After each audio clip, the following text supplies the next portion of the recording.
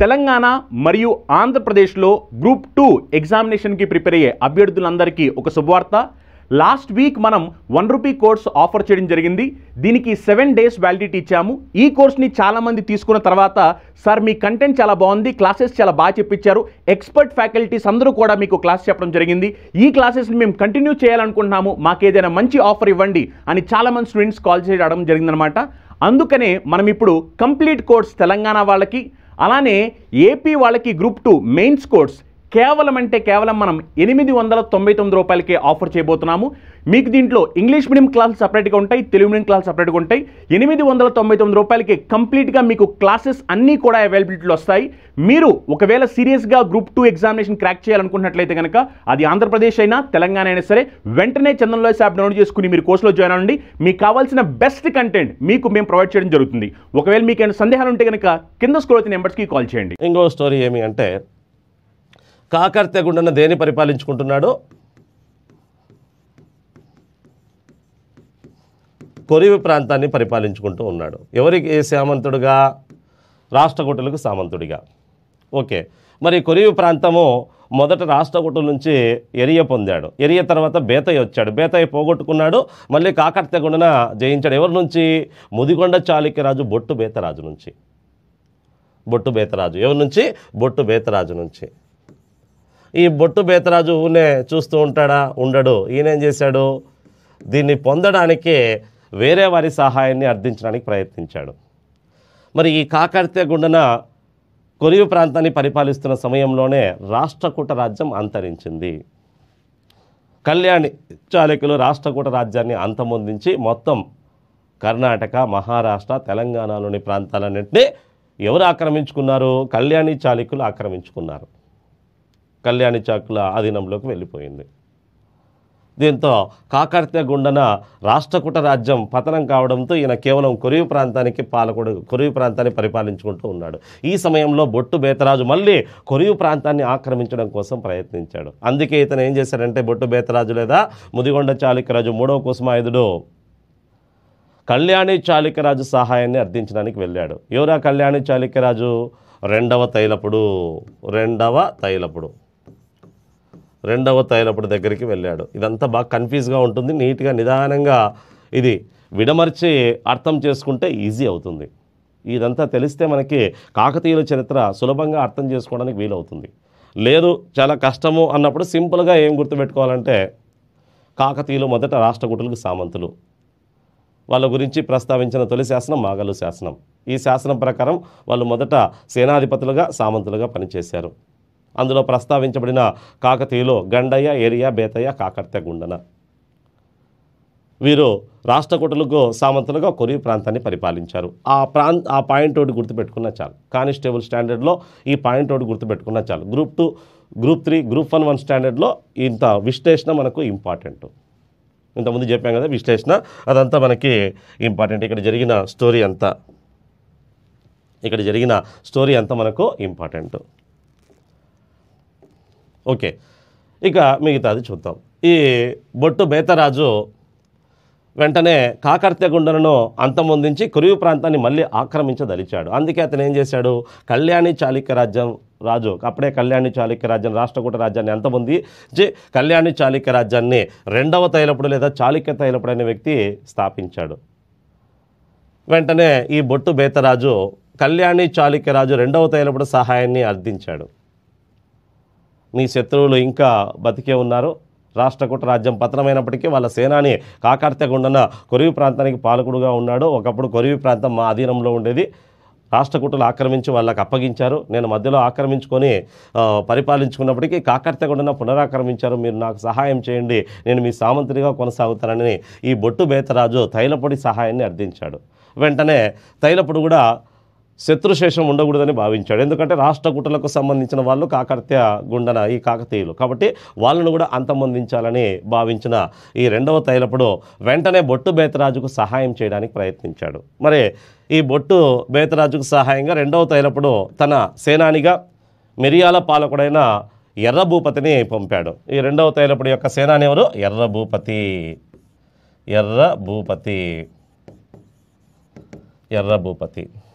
ఏ ప్రాంత పాలకుడు అంటే మిరియాల పాలకుడు. మిరియాని ఎర్ర భూపతి లేదా మిరియాల పాలకుడు ఎర్ర భూపతి అంటారు.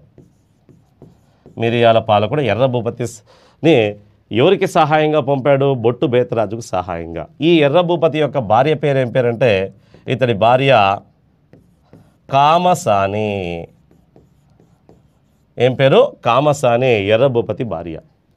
ఇక్కడ బాగా గమనించండి, ఈ కామసాని వరుసకు కాకర్తెగుండనకు సోదరి అవుతుంది. ఏమవుతుంది? కాకర్తెగుండన మరియు కామసానిలు ఇద్దరు సోదర సోదరిమణులు. సోదర సోదరిమణులు అంటే కామసాని కాకర్తెగుండనకు సోదరి అవుతుంది. అంటే అప్పుడు ఎర్ర భూపతి ఏమవుతాడు? కాకర్తెగుండనకు బావమరిది అవుతాడు. అంటే వీళ్ళిద్దరూ బామర్దులు. ఈయన చూస్తే తైలప్పుడు దగ్గర పనిచేస్తూ ఉన్నాడు. వాళ్ళు రాష్ట్రకూటుల దగ్గర పనిచేసి కురువి ప్రాంతాన్ని పరిపాలించుకుంటున్నాడు. ఇలాంటి సమయంలో రెండవ తైలప్పుడు ఎర్ర భూపతిని బొట్టు బేతరాజు సహాయంగా పంపి కాకర్తెగుండలను అంతమొందించి కురువి ప్రాంతాన్ని ఆక్రమించమని ఆదేశించాడు. దీంతో రాజు ఆదేశాన్ని పాటించారు కాబట్టి ఎర్ర భూపతి బొట్టు బేతరాజులు ఇద్దరూ కలిసి కురువి ప్రాంతం మీద దండెత్తారు. కాకర్తెగుండలతో యుద్ధానికి దిగారు. 994 మధ్య కాలంలో కాకర్తెగుండన వర్సెస్ బొట్టు బేతరాజు ఎర్ర భూపతులకి మధ్య యుద్ధం జరిగింది. ఈ యుద్ధంలో ఎర్ర భూపతి బొట్టు బేతరాజులు ఇద్దరూ కలిసి కాకర్తెగుండను ఓడించి చంపేశారు. అంటే ఎర్ర భూపతి స్వయాన తన బావైన కాకర్తెగుండను ఓడించి చంపడం జరిగింది. వెంటనే కొరివి ప్రాంతాన్ని ఆక్రమించి బొట్టు బేతరాజుకు ఈ మిరియాల పాలకుడు ఎర్ర భూపతి అప్పగించేశాడు. ఈ స్టోరీ అంతా ఎందులో కనిపిస్తుంది అంటే కామసాని వేయించిన గూడూరు స్తంభ శాసనంలో ఉంది. ఏ శాసనం? వరంగల్లో ఈమె వేయించిన గూడూరు స్తంభ శాసనం. గూడూరు స్తంభ శాసనం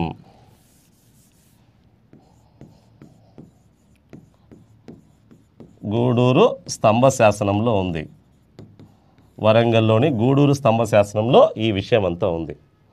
మరి వాళ్ళ అన్నను పోగొట్టుకుంది కామసాని. దీంతో ఇదే సమయంలో కాకర్తెగుండనకు ఒక కుమారుడు కూడా ఉన్నాడు. ఆ కుమారుడు పేరే బేతరాజు. ఏం పేరు? బేతరాజు. ఇతన్నే మొదటి బేతరాజు అంటారు. ఒకటవ బేతరాజు లేదా మొదటి బేతరాజు. ఎవరి కుమారుడు? కాకర్తెగుండన కుమారుడు. కామసానికి ఏమవుతాడు? మేనల్లుడు అవుతాడు. దీంతో మొదటి బేతరాజు అనాథ అయిపోయాడు తండ్రిని పోగొట్టుకొని. ఇలాంటి సమయంలో కామసాని బాధపడింది, అరే మా అన్నని చంపేసి మా మేనల్లుడిని అనాథ చేసేసారని. వెంటనే ఈ కామసాని తన భర్త ఎర్ర భూపతికి ఒక విన్నపం చేసింది. అయ్యా, మా అన్నని చంపేసి నా మేనల్లుడిని అనాథం చేశారు, మీరేం చేస్తారు ఏమో, కళ్యాణి చాళుక్యరాజు రెండవ తైలపుడు నుండి ఏదో ఒక ప్రాంతాన్ని ఇప్పించి నా మేనల్లుడిని పాలకుడిగా చేయాల్సిందే. అలా చేసినట్టయితే నా అల్లుడు కళ్యాణి చాళుక్యుల కింద పని చేసుకుంటూ ఆ ప్రాంతాన్ని పరిపాలించుకుంటాడు, మీరు ఆ విధంగా చేయండి అని భర్తకు విన్నవించుకుంది. దీంతో అన్నను పోగొట్టుకున్న దుఃఖంలో ఉన్న కామసానికి ఉపశమనం కలిగించడానికి ఎర్ర భూపతి కళ్యాణి చాళుక్యరాజు నుండి ఈ ఒకటవ బేతరాజుకు ఏదైనా ప్రాంతాన్ని ఇప్పించి దాన్ని పాలకుడిగా చేసి కళ్యాణి చాళుక్యులకు సామంతుడుగా చేయడానికి సిద్ధమవుతాడు. ఇది కూడా ఎందులో ఉంది? గూడూరు స్తంభ శాసనంలో ఉంది. కాకర్తెగుండన దానాన్నోని పాలకుడిగా చేసి రెండో అమరాజును ఓడించి అంతమొందించి దానాన్నోడి పాలకుడిగా చేసే స్టోరీ అంతా మాగల్లు శాసనంలో ఉంది. ఎక్కడి నుంచి?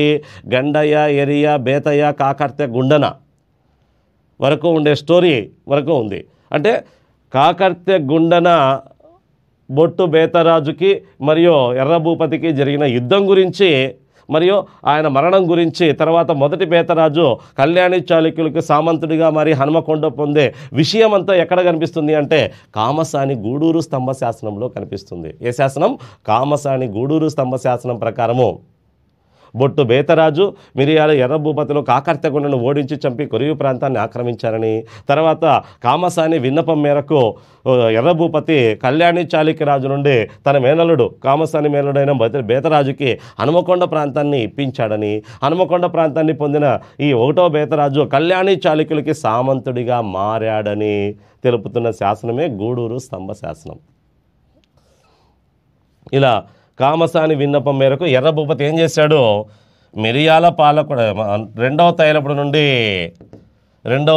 నుండి మొదటి బేతరాజుకు హన్మకొండ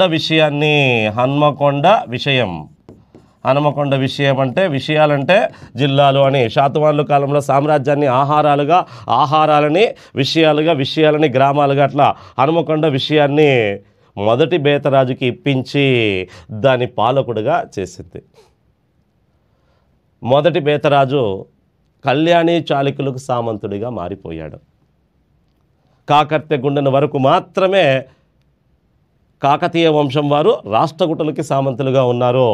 కాకర్తె గుండెన తరువాత అంటే మొదటి బేతరాజు నుంచి కాకతీయులు ఎవరికి సామంతులుగా మారారు అంటే కళ్యాణి చాళుక్యులకి లేదా పశ్చిమ చాళుక్యులకు సామంతులుగా మారారు. ఇది బాగా గుర్తుంచుకోండి. ఇప్పుడు చెప్పేదంతా బాగా కన్ఫ్యూజ్గా ఉంటుంది. గ్రూప్ 2, గ్రూప్ 3, గ్రూప్ 1 వంటి స్టాండర్డ్లో ఇది బాగా కన్ఫ్యూజ్ అయ్యే అవకాశం ఉండేది. ఇక్కడ క్వశ్చన్స్ కూడా ఇటీవల కాలంలో మనకు టచ్ చేస్తూ ఉన్నాడు. ఎస్ఐ కానిస్టేబుల్కి ఇంత లోతుగా అడగకపోయినప్పటికీ గ్రూప్ 2 స్టాండర్డ్లో, గ్రూప్ 1 స్టాండర్డ్లో మనకి అడిగే అవకాశం ఉంటుంది. కాబట్టి క్లియర్గా అర్థం చేసుకుంటే ఈజీ అవుతుంది. కాకతీయులు రాష్ట్రకూటుల దగ్గర సామంతులుగా పనిచేసి అనంతరం కళ్యాణి చాళుక్యులకు సామంతులుగా మారారు. మొట్టమొదట కళ్యాణి చాళుక్యులకి సామంతులుగా మారిన వ్యక్తి ఎవరంటే ఒకటో బేతరాజు కళ్యాణి చాళుక్యుల నుండి ఏ ప్రాంతాన్ని పొంది సామంతుడిగా మారాడంటే హనుమకొండ విషయాన్ని లేదా హనుమకొండ ప్రాంతాన్ని పొంది సామంతుడిగా మారాడు. మొదటి బేతరాజు ఎవరి కుమారుడు? కాకర్తెగుండన కుమారుడు. కాకర్తెగుండన కన్నా ముందు ఎవరున్నారు? బేతయ్య ముందు ఎవరున్నారు?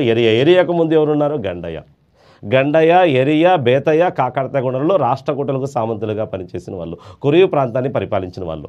కొరియు ప్రాంతం కేంద్రంగా రాష్ట్రకూటులకు సామంతులుగా పనిచేసిన వారు కాకతీయులైతే, హన్మకొండ ప్రాంతాన్ని కేంద్రంగా కళ్యాణి చాళుక్యులకు సామంతులుగా పనిచేసిన వారు మొదటి బేతరాజు వంశస్థుల నుంచి స్టార్ట్ అవుతుంది. ఇది రాష్ట్రకూటులకు సామంతులుగా, తర్వాత కళ్యాణి చాళుక్యులకు సామంతులుగా కాకతీయులు.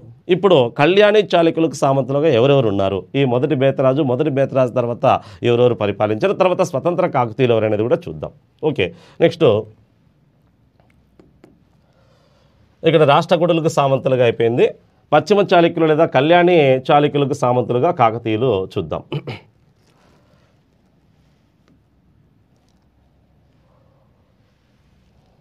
కళ్యాణి చాళుక్యులకు సామంతులుగా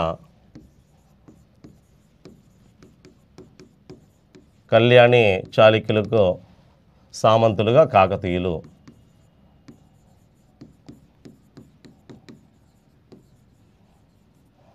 కళ్యాణి చాళుక్యులకు సామంతులుగా కాకతీయులు. ఓకే, కళ్యాణి చాళుక్యులకు సామంతులుగా పనిచేసిన కాకతీయులు ముఖ్యంగా 5 మంది ఉన్నారు. ఎవరు? మొదటి బేతరాజు,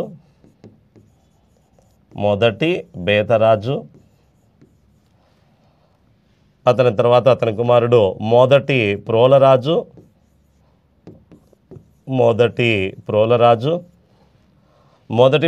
తర్వాత అతని కుమారుడు రెండవ బేతరాజు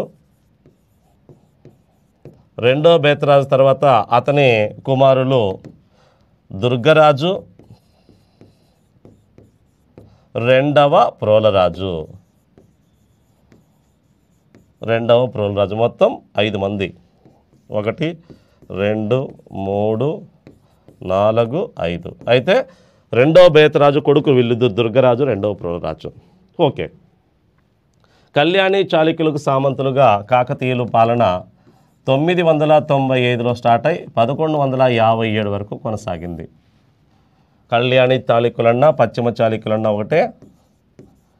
పశ్చిమ చాళుక్యులు లేదా కళ్యాణి చాళుక్యులకు సామంతులుగా కాకతీయులు ఎప్పటి నుంచి ఎప్పటి వరకు కొనసాగారు? 995 నుంచి 1157 వరకు. ఓకే, మొదటి బేతరాజు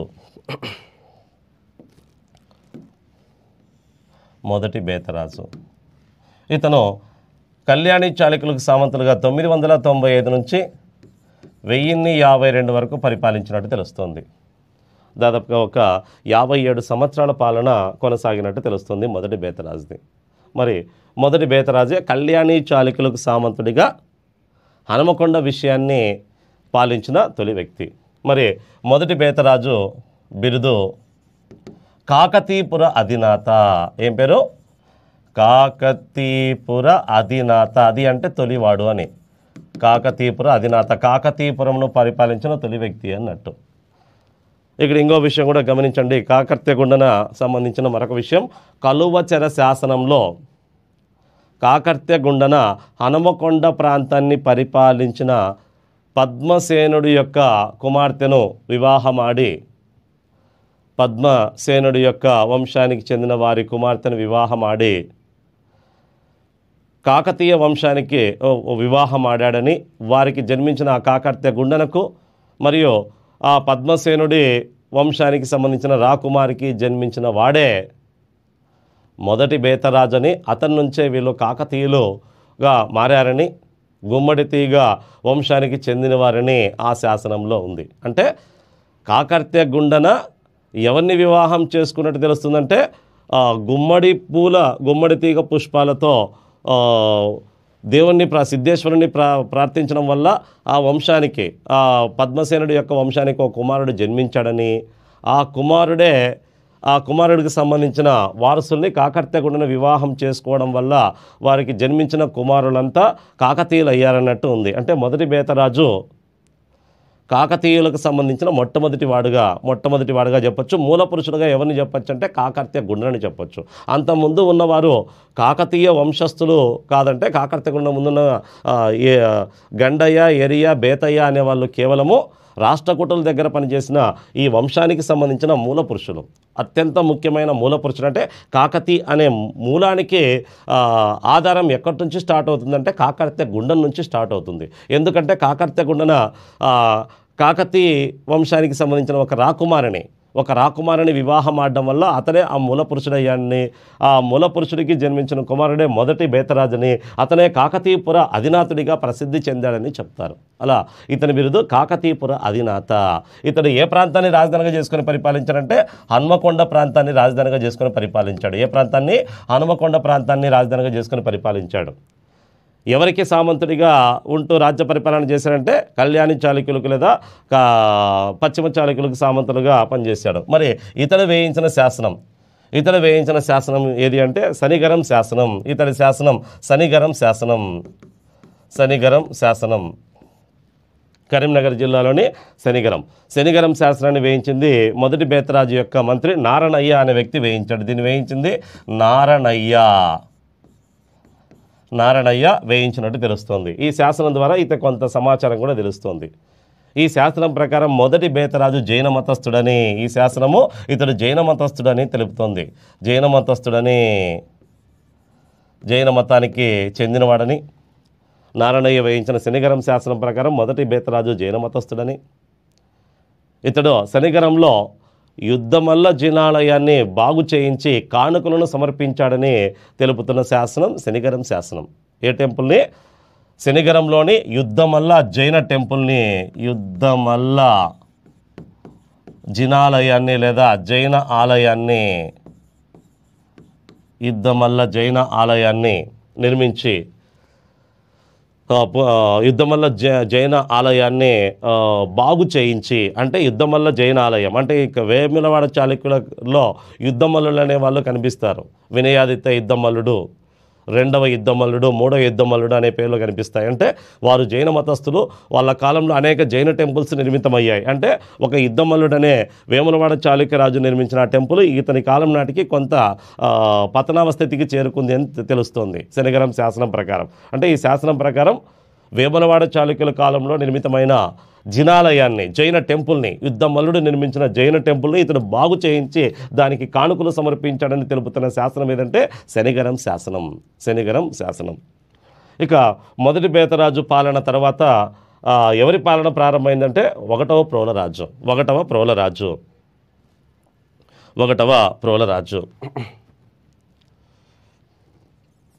ఓకే, మొదటి ప్రోలరాజు చూద్దాం. నెక్స్ట్ మొదటి బేతరాజు తర్వాత మొదటి ప్రోలరాజు. ఇతను 1152 నుంచి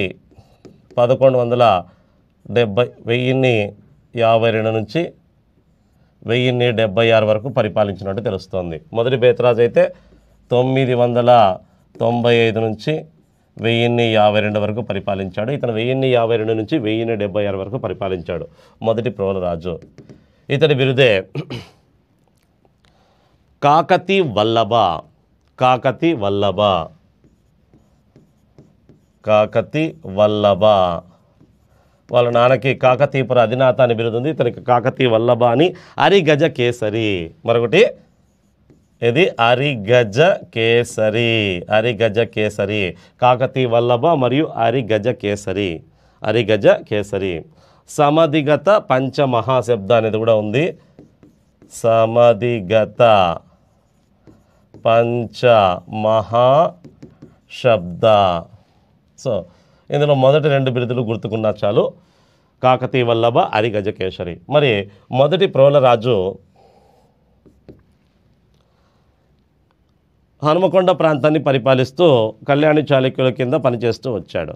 అయితే ఇతడు ఏ కళ్యాణి చాళుక్య రాజు యొక్క సామంతుడు అంటే 1వ సోమేశ్వరుడు. కళ్యాణి చాళుక్య రాజు 1వ సోమేశ్వరుడి యొక్క సామంతుడు. మరి 1వ సోమేశ్వరుడి యొక్క దండయాత్రలలో పాల్గొని అనేక విజయాల్లో సహకరించి మొదటి సోమేశ్వరుడి దండయాత్రలో పాల్గొని అనేక విజయాల్లో అతనికి సహకరించి అతడి నుండి హనుమకొండ విషయాన్ని, ఏ ప్రాంతాన్ని, హన్మకొండ విషయాన్ని లేదా హన్మకొండ విషయాన్ని వంశపారంపర్యపు హక్కులతో, ఏ హక్కులతో, వంశపారంపర్యపు హక్కులతో పొందినట్టు తెలుస్తోంది. బాగా గుర్తించండి. మొదటి బేతరాజు కేవలం హనుమకొండ విషయాన్ని పొంది దాన్ని రాజధానిగా చేసుకొని పరిపాలన ప్రారంభించాడు. అయితే మొదటి ప్రోలరాజు హనుమకొండ విషయాన్ని వంశపారంపర్యపు హక్కులతో పొందినట్టు తెలుస్తోంది. వంశపారంపర్యపు హక్కులతో ఎవరి నుంచి పొందారు? కళ్యాణి చాళుక్యరాజు 1వ సోమేశ్వరుడి నుండి వంశపారంపర్యపు హక్కులతో పొందాడంటే ఇక హనుమకొండ విషయాన్ని పూర్తిగా వారు ఉన్నంత వరకు, ఈ కాకతీయ వంశస్థులు ఉన్నంత వరకు వంశపారంపర్యంగా వాళ్ళు తప్ప వేరే వాళ్ళు పరిపాలించడానికి అవకాశం లేదు.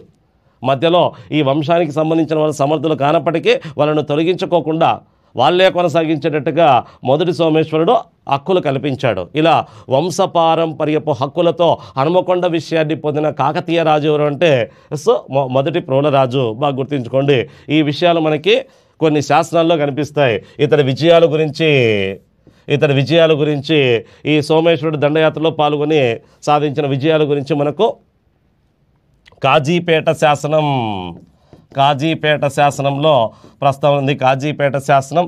మరొకటి పిల్లల మర్రి శాసనం. కాజీపేట శాసనంలో, పిల్లల మర్రి శాసనంలో, పాలంపేట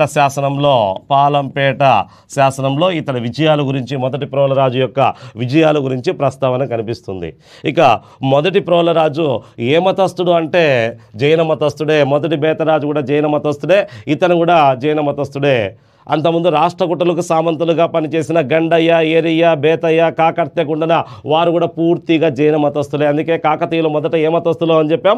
జైన మతస్థులు. తర్వాత కాలంలోనే వాళ్ళు శైవ మతాన్ని స్వీకరించారు. అంటే వైదిక మతాన్ని స్వీకరించి శైవులుగా మారిపోయారు. అది ఎవరి నుంచి అనేది చూద్దాం. అలా కాకతీయులు మొట్టమొదట ఏ మతానికి చెందినవారు అంటే జైన మతానికి చెందినవారు. మొదటి బేతరాజు జైన మతస్థుడే, మొదటి ప్రోలరాజు కూడా జైన మతస్థుడే. మొదటి ప్రోలరాజు జైన మతానికి చెందిన వ్యక్తి, జైన మతస్థుడు. మరి మొదటి ప్రోలరాజు జైన మతస్థుడు అయినప్పటికీ శైవ మతాన్ని ఆదరించాడు, స్వీకరించలేదు. శైవ మతాన్ని ఆదరించాడు, శైవ మతంను ఆదరించినట్టు తెలుస్తోంది. అందుకు నిదర్శనం అతడి కాలంలో నివసించిన ఒక శైవ మతాచారుణ్ణి అతను ఆదరించి అతడికి ఒక గ్రామాన్ని దానంగా ఇచ్చినట్టు మనకి శాసనాల్లో, కాజీపేట శాసనంలో ప్రస్తావన కనిపిస్తుంది. మరి మొదటి ప్రోలరాజు కాలం నుండే శైవ మతానికి కాకతీయుల కాలంలో ఆదరణ ప్రారంభమైంది. స్వీకరణ కాదు, ఆదరణ. ఎవరి కాలం నుంచి శైవ మతానికి ప్రారంభమైందంటే మొదటి ప్రోలరాజు కాలం నుంచి. ఇతడు ఆదరించిన శైవ మతాచార్యుడు రామేశ్వర పండితుడు. ఎవరు? రామేశ్వర పండితుడు మొదటి ప్రోలరాజు ఆదరించిన శైవ మతాచార్యుడు. ఈ రామేశ్వర పండితుడు ఏ శైవ శాఖకు చెందినవాడు అంటే కాలాముఖి శైవానికి, ఏం శైవమో కాలాముఖి శైవానికి చెందినవాడు, కాలాముఖి శైవానికి చెందినవాడు. మరి రామేశ్వర పండితుడిని ఆదరించి ఈ రామేశ్వర పండితుడికి హనుమకొండ సమీపంలోని వైజనవల్లి అనే గ్రామాన్ని, ఏ గ్రామము వైజనవల్లి అనే గ్రామాన్ని శివపురంగా పేరు మార్చి, ఎక్కడుంది వైజనవల్లి? హనుమకొండ సమీపంలో ఉందంట. హనుమకొండ సమీపంలోని వైజనవల్లి అనే గ్రామాన్ని రామేశ్వర పండితుడు శైవుడు కాబట్టి దానికి ఏమని పేరు పెట్టాడు?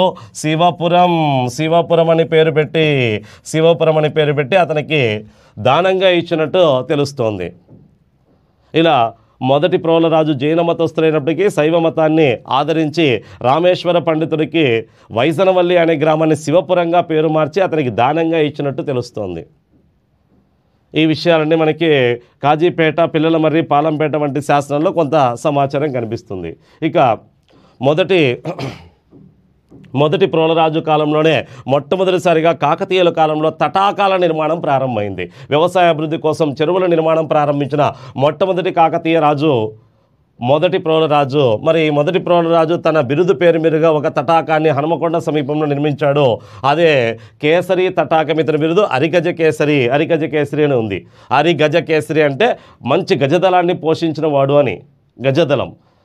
గజ కేసరి అంటే గజాలకు సింహం లాంటి వాడు అని అర్థం. గజదళాన్ని నడపడంలో సుప్రసిద్ధమైన సింహం లాంటి పాలకుడు అన్నట్టు అర్థం. అలా ఇతను తన బిరుదు పేరు మీదుగా ఒక తటాకాన్ని నిర్మించాడు. అదే కేసరి తటాకము, లేదా దానికి అరిగజ కేసరి తటాకంని కూడా పిలుస్తారు. ఇది హనుమకొండ ప్రాంతంలో నిర్మితమైన తటాకం. ఇలా మొట్టమొదట కాకతీయుల కాలంలో నిర్మితమైన తటాకం లేదా చెరువు ఏది అంటే కేసరి చెరువు.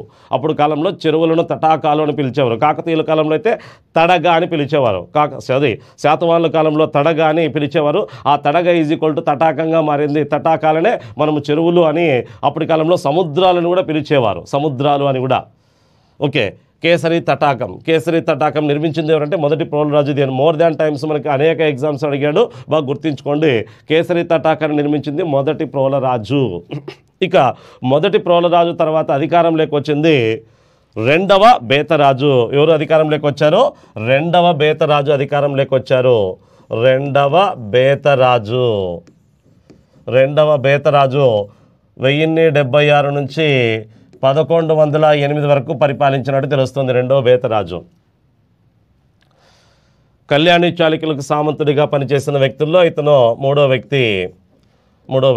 మరి రెండవ బేతరాజు బిరుదులు, ఇతను కూడా అనేక బిరుదులు ఉన్నట్టు తెలుస్తుంది. ఇతని బిరుదుల్లో ఒకటి విక్రమచక్రి, చలమర్తి గండ. ఏం బిరుదులు? ఒకటి విక్రమచక్రి, చలమర్తి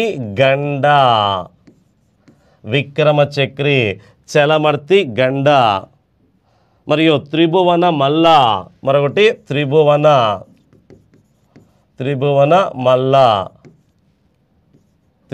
మల్ల వంటి బిరుదులు కనిపిస్తాయి. విక్రమచక్రి, చలమర్తి గండ, త్రిభువన మల్ల వంటి బిరుదులు కలిగిన వ్యక్తి రెండవ బేతరాజు. మరి రెండవ బేతరాజు ఎవరి సామంతుడు? ఏ కళ్యాణి చాళుక్య రాజు సామంతుడు అంటే గొప్పవాడైన కళ్యాణి చాళుక్య రాజులో సుప్రసిద్ధుడిగా పేరు పొందిన 6వ విక్రమాదిత్యుడి. ఎవరు? 6వ విక్రమాదిత్యుడి యొక్క సామంతుడు. 6వ విక్రమాదిత్యుడికి దండయాత్రలో సహకరించి సబ్బీ మండలంలోని 1000 గ్రామాలను దానంగా పొందాడంట. ఏ ప్రాంతంలో? సబ్బీ మండలంలోని 1000 గ్రామాలను ఇతను దానంగా పొందినట్టు కాజీపేట శాసనం, ఇతను వేయించిన కాజీపేట శాసనం ద్వారా తెలుస్తోంది. రెండవ బేతరాజు 6వ విక్రమాదిత్యుడైన కళ్యాణి చాళుక్యరాజు అయిన 6వ విక్రమాదిత్యుడి యొక్క సామంతుడు అతికి దండయాత్రలో సహకరించి సబ్బీ మండలంలోని 1000 గ్రామాలను ఇతను దానంగా పొందినట్టు తెలుస్తోంది. ఇతడు వేయించిన శాసనం ద్వారా తెలుస్తుంది. అది ఇతడు వేయించిన శాసనమే కాజీపేట శాసనం. వరంగల్ జిల్లాలో లభించిన శాసనం కాజీపేట శాసనం. మరి రెండవ బేతరాజు మొట్టమొదట ఏ మతస్థుడు అంటే ఇతడు జైన మతస్థుడు. ఏ మతస్థుడు? జైన మతస్థుడు. అనంతరం జైన మతాన్ని వదిలి రామేశ్వర పండితుడి ప్రభావంతో శైవ మతాన్ని స్వీకరించాడు. ఇతడి కాలం నుంచే వీరు జైనంను వదిలి శైవంను స్వీకరించడం జరిగింది. బాగా గుర్తించండి, మొదటి బేతరాజు కానీ మొదటి ప్రోలరాజు కానీ పూర్తిగా ఏ మతస్థులు? జైన మతస్థులే. మొదటి ప్రోలరాజు జైన మతస్థులైనప్పటికీ శైవ మతాన్ని ఆదరించాడంతే, స్వీకరించలే. మొదటి ప్రోలరాజు నుంచి శైవ మత ఆదరణ ప్రారంభమైంది. అయితే శైవ మతాన్ని పూర్తిగా స్వీకరించిన మొట్టమొదటి కాకతీయ రాజు ఎవరంటే రెండవ బేతరాజు.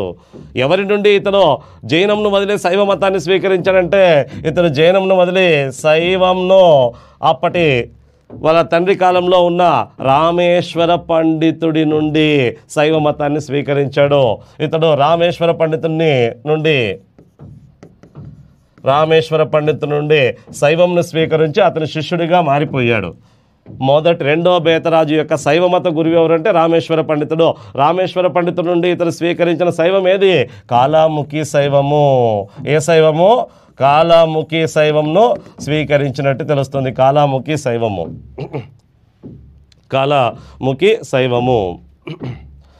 అలా ఇతని కాలం నుంచే వీరు శైవ మతంను స్వీకరించినట్టు తెలుస్తుంది. ఇక ఇతని యొక్క మంత్రి వైజన దండనాయకుడు. ఇతని మంత్రి వైజన దండనాయకుడు. వైజన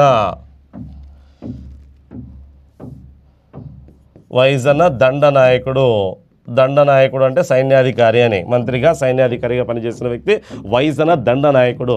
ఈ వైజన దండనాయకుడు గొప్ప రాజనీతిజ్ఞుడు, రాజనీతిపరుడు, పరిపాలన ఎలా చేయాలో బాగా తెలిసిన వ్యక్తి. అలా వైజన దండనాయకుడు రెండో బేతరాజుకు పరిపాలనలో సహాయ సహకారాలు అందించాడు. ఇక రెండో బేతరాజు కాలంలో కొన్ని నిర్మాణాలు కూడా కనిపిస్తాయి. రెండో బేతరాజు కాలం నాటి నిర్మాణాలు, రెండో బేతరాజు నిర్మాణాలు కొన్ని ఉన్నాయి. ఇతడి కాలంలో నిర్మితమైన నిర్మాణాల్లో ఒకటి శెట్టికేర తటాకం. వాళ్ళ తండ్రి నిర్మించిన తటాకం అయితే కేసరి తటాకం. మరి రెండో బేతరాజు కాలం నాటి నిర్మాణంలో ఒక తటాకము, ఒక దేవాలయం కనిపిస్తుంది. ఆ తటాకం అయితే శెట్టికేర తటాకం. ఏది? శెట్టికేర తటాకం అనే ఒక చెరువుని నిర్మించినట్టు తెలుస్తుంది. శెట్టికేర తటాకం. దీంతో పాటు ఒక అద్భుతమైన టెంపుల్ కూడా నిర్మాణం చేపట్టాడు. ఇతని కాలం నుండే శైవ టెంపుల్స్ కూడా కాకతీయుల కాలంలో నిర్మితమైనట్టు తెలుస్తుంది. ఇతడు నిర్మించిన టెంపుల్ బేతేశ్వరాలయం, తన పేరు మీదుగా బేతేశ్వరాలయం పేరుతో శివపురంలో టెంపుల్ని నిర్మించినట్టు తెలుస్తుంది. ఇతను శివపురం ఎక్కడుంది? శివపురం హనుమకొండ సమీపంలో ఉంది. హనుమకొండలోని వైజనవల్లి అనే గ్రామాన్ని వాళ్ళ నాన్న శివపురంగా పేరు మార్చి ఎవరికి దానంగా ఇచ్చాడు? రామేశ్వర పండితుడికి దానంగా ఇచ్చాడు. ఆ శివపురంలోనే రెండో బేతరాజు వాళ్ళ గురువు ఉన్న శివపురంలోనే రామేశ్వర పండితుడి కోసమైన ఒక అద్భుతమైన టెంపుల్ నిర్మించాడు, శైవ టెంపుల్. దానికే ఏమని పేరు వచ్చిందంటే బేతేశ్వరాలయం. బేతేశ్వరాలయం అనే పేరుతో టెంపుల్ నిర్మించినట్టు తెలుస్తుంది. బేతేశ్వరాలయం కాకతీయుల కాలంలో నిర్మితమైన తొలి శైవ దేవాలయం ఏదంటే బేతేశ్వరాలయం. ఎక్కడ ఉంది అంటే హనుమకొండలోని శివపురం అనే ప్రాంతంలో దీన్ని నిర్మించినట్టు తెలుస్తుంది. శివపురం పూర్వం పేరు ఏం పేరు అంటే వైజనవల్లి అనే గ్రామం, వైజనవల్లి. ఇలా రెండో బేతరాజు కాలం నుంచి వీరు పూర్తిగా శైవులుగా మారిపోయినట్టు తెలుస్తోంది. ఇక రెండో బేతరాజుకు ఇద్దరు కుమారులు. ఒక ఆయన పేరు దుర్గరాజు, మరొక ఆయన పేరు రెండవ ప్రోలరాజు. ఇతని తర్వాత అధికారంలోకి వచ్చింది దుర్గరాజు. 1108 నుంచి 1116 మధ్య కాలం వరకు, కేవలం ఒక 8 సంవత్సరాల కాలం వరకు పరిపాలించిన వ్యక్తి దుర్గరాజు తండ్రిలాగా అంత సమర్థుడు కాకపోవడం వల్ల కొంతకాలానికి ఇతన్ని తొలగించి ఇతని సోదరుడు అధికారంలోకి వచ్చినట్టు మనకు తెలుస్తుంది. మరి దుర్గరాజు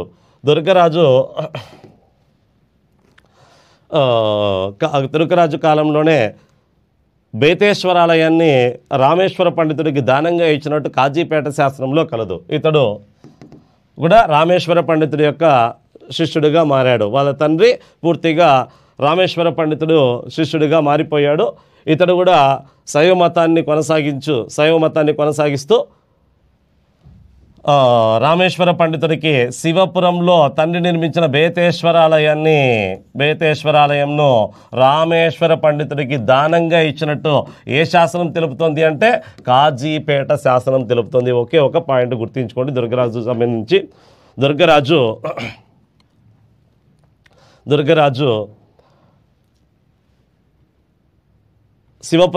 శివపురంలో రెండవ బేతరాజు నిర్మించిన బేతేశ్వరాలయంను రామేశ్వర పండితుడికి దానంగా ఇచ్చినట్టు తెలిపే శాసనమే కాజీపేట శాసనం. ఇక దుర్గరాజును తొలగించి అతను సమర్థుడు కాకపోవడంతో అతను తొలగించి అధికారం లేకొచ్చినదే రెండవ ప్రోలరాజు. ఇతడే చిట్ట చివరి కళ్యాణి చాళుక్యులకు సామంతుడిగా పనిచేసిన వ్యక్తి. రెండవ ప్రోలరాజు 1116 నుంచి 1157 వరకు పనిచేసిన వ్యక్తి రెండవ ప్రోలరాజు. ఇతను కళ్యాణి చాళుక్యులకు సామంతుడిగా పనిచేసిన వాడిలో గొప్పవాడు. కళ్యాణి చాళుక్యులకు సామంతుడిగా పనిచేసిన వారిలో గొప్పవాడు రెండవ ప్రోలరాజు అనేక దండయాత్రలు చేపట్టి రాజ్యాన్ని శ్రీశైలం వరకు విస్తరింపజేసి శ్రీశైలం వద్ద విజయస్తంభాన్ని కూడా నాటినట్టు తెలుస్తోంది. ద్రాక్షారామం శ్రీశైలముల వరకు రాజ్యాన్ని విస్తరింపజేసి విజయానికి చిహ్నంగా శ్రీశైలం వద్ద విజయస్తంభాన్ని కూడా నాటాడంట. మరి ఇతడు కూడా శైవ మతస్థుడే. ఇతడి యొక్క మంత్రి బేతనామాత్యుడు. ఈ బేతనామాత్యుడు భార్య మైలమాంబిక కాదు, గణపతి దేవుడు సోదరి కాదు, ఈమె వేరు మైలమ. బేతనామాత్యుడి భార్య మైలమ. ఈ మైలమ అనే ఆమె జైన మతానికి సంబంధించిన మైలమ. బేతనామాత్యుడి యొక్క భార్య మైలమ. ఈ బేతనామాత్యుడు భార్య అయిన మైలమ హనుమకొండ ప్రాంతంలో జైనుల కోసం గుజరాత్ ప్రాంతానికి సంబంధించిన జైనుల కోసం గుజరాత్ ప్రాంతానికి చెందిన కడలాలయ జైన శాఖ వారి కోసం కడలాలయ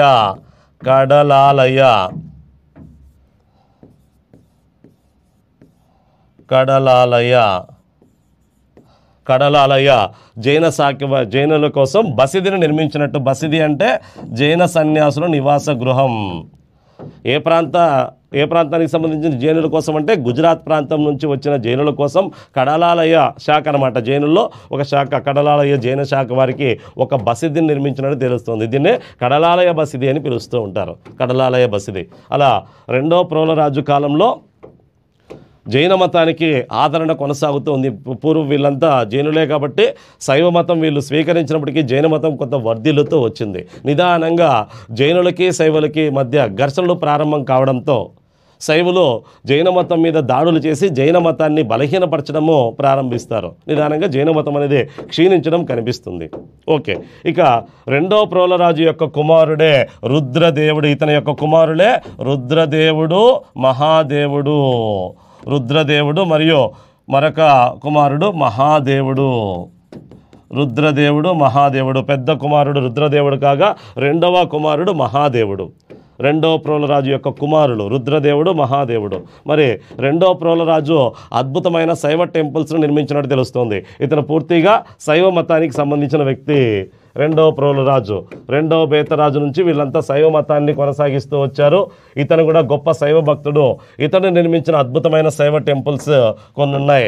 అందులో అత్యంత ముఖ్యమైనది ఒకటి స్వయంభూ దేవాలయం.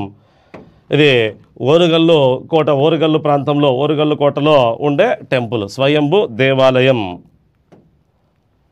ఇతను నిర్మించిన దేవాలయాల్లో ఒకటి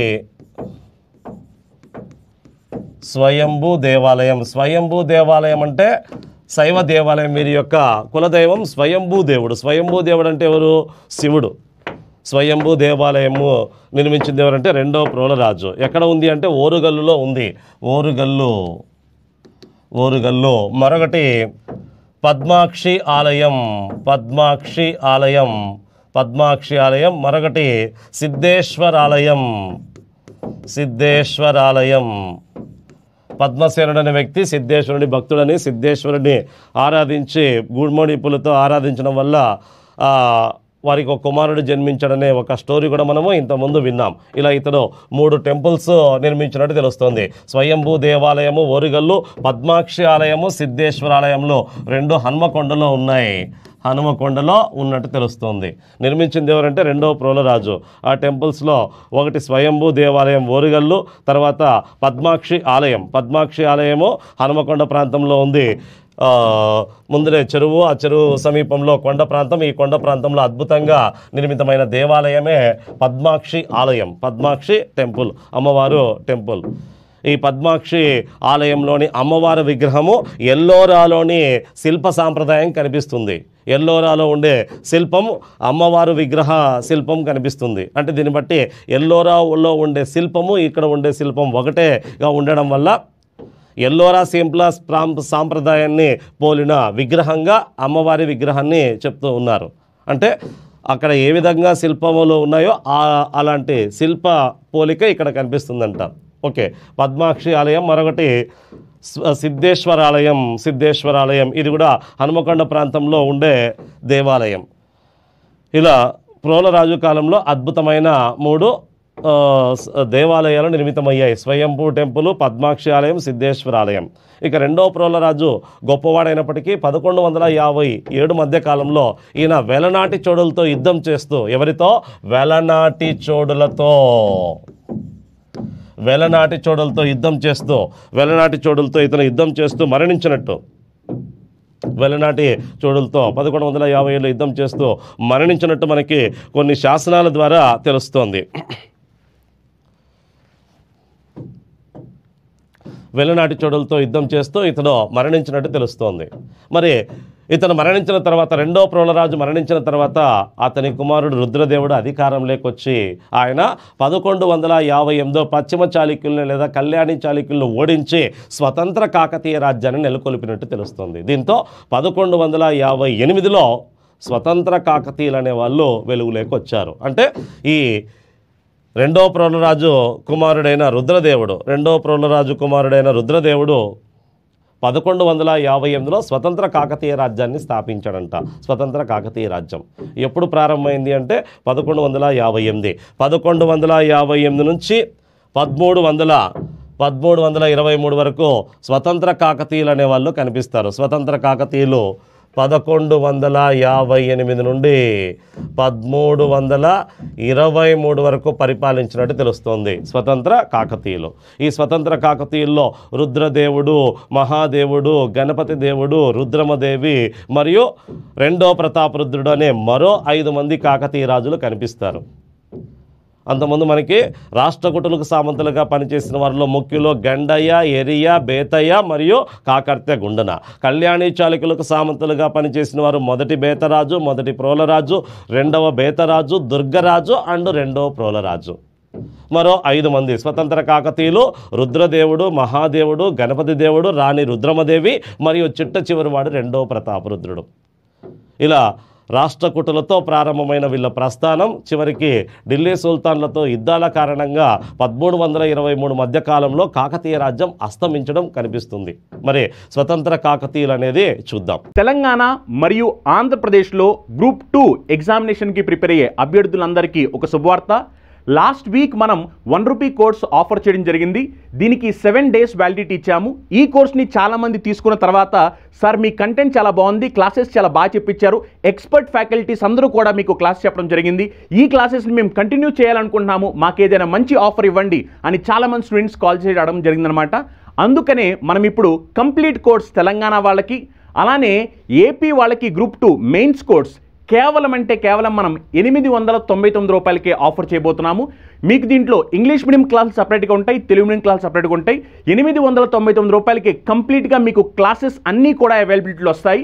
మీరు ఒకవేళ సీరియస్గా గ్రూప్ 2 ఎగ్జామినేషన్ క్రాక్ చేయాలనుకున్నట్లయితే కనుక అది ఆంధ్రప్రదేశ్ అయినా తెలంగాణ అయినా సరే వెంటనే చందన్ లాయర్స్ యాప్ డౌన్లోడ్ చేసుకుని మీరు కోర్సులో జాయిన్ అవ్వండి. మీకు కావాల్సిన బెస్ట్ కంటెంట్ మీకు మేము ప్రొవైడ్ చేయడం జరుగుతుంది. ఒకవేళ మీకు ఏమైనా సందేహాలు ఉంటే కనుక కింద స్క్రోల్ అవుతున్న నెంబర్స్కి కాల్ చేయండి.